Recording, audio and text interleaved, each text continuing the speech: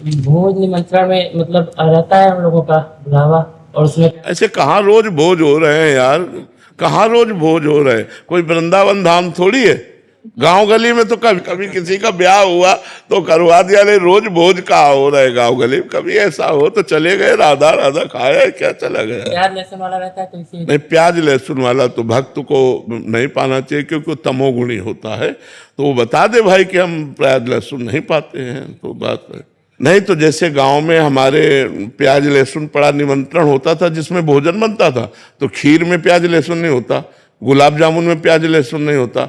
तो हम बैठ गए पंगत में और बस भाई ये रख दो, अगर वो एक गुलाब जामुन एक कटोरी खीर दे देता पर्याप्त, तो भैया हम उसको पाके अपना निमंत्रण भी पा लिया। बहुत बुद्धि से काम लेना चाहिए। हाँ, पूरी खीर और क्या बढ़िया। पूरी में कोई प्याज लहसुन थोड़ी बड़ा होता है यार। बिल्कुल ऐसे ही चाहिए, ऐसे ही चाहिए। मान लो हम टेबल में बैठे हैं, अब होटल वाले का है दोनों चीज परोस, तो हम अपने टेबल में रोटी दाल खा रहे हैं, वो यहाँ मांस खा रहा है, हमें कोई परेशानी नहीं। भैया तुम्हारा तुम्हारा भोजन, हमारा हमारा भोजन, हमको अपने काम से मतलब, राधा राधा राधा। हम पृथ्वी थोड़ी बांट लेंगे, ऐसे मेज नहीं बांट लेंगे। हमारे सामने आ गए, हम अपना पा रहे हैं, राधा राधा राधा। तुम जो पा रहे हो हम देख ही नहीं रहे, समझ ही नहीं रहे। संसार में जीना है तो ऐसे चलना पड़ेगा, अपने को छुपा के और अपने को संभाल करके चलना होता है। हम गलत नहीं करेंगे, आपको जो खाना पीना हो वहीं खाए पिए, हमें कोई परेशानी नहीं। वहीं खाए पिए, हमें कोई परेशानी। हमारा लक्ष्य होना चाहिए कि नहीं खाना पीना, बस उतना भाव। कभी कभी लगता है कि हम सामने वाले को सुधार देंगे, नहीं सुधार पाओगे। अगर वो सुधरना चाहता है तो सुधर सकता है, अगर सुधरना ना चाहे तो भगवान भी नहीं सुधार पाए, दुर्योधन को कहाँ सुधार पाए?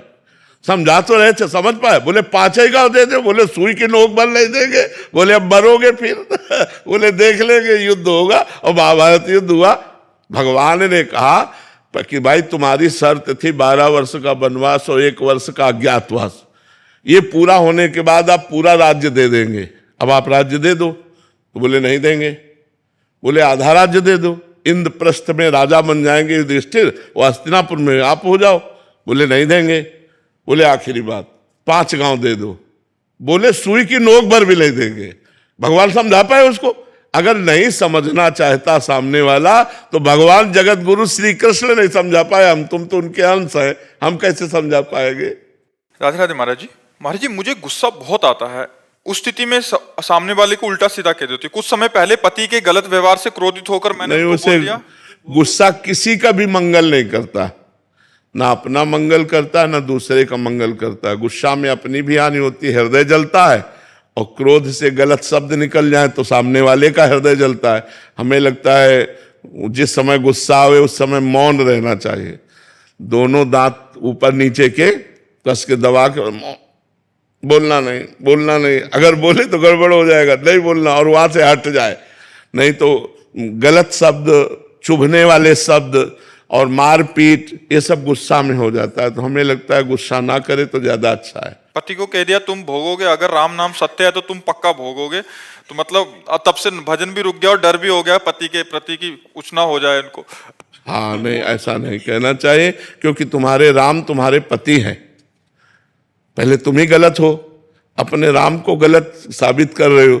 पति मेरे लिए भगवान होना चाहिए, पत्नी मेरे लिए अर्धांग होना चाहिए, तभी गृहस्थी चलती है।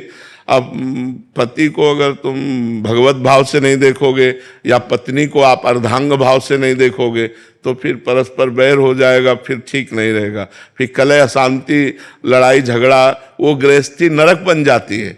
जहाँ पति पत्नी में लड़ाई होता है ना, वो गृहस्थी नरक बन जाती है, वहाँ लक्ष्मी टिकती नहीं है। इसलिए हमें चाहिए दोनों को सही ढंग से चलना चाहिए, भगवत भाव रखकर चलना चाहिए।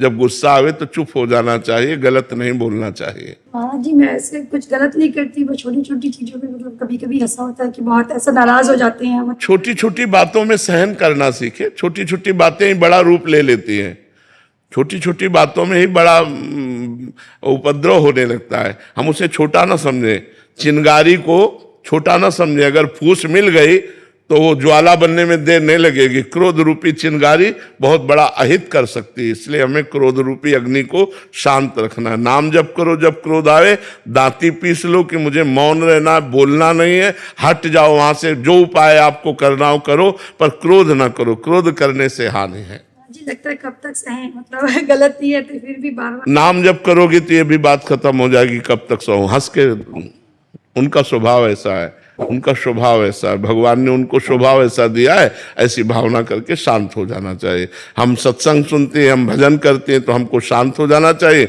वो सत्संग नहीं सुनते, भजन नहीं करते तो उनका ऐसा स्वभाव है, ऐसे चलना चाहिए। बहुत प्यार भरा जीवन व्यतीत करना चाहिए।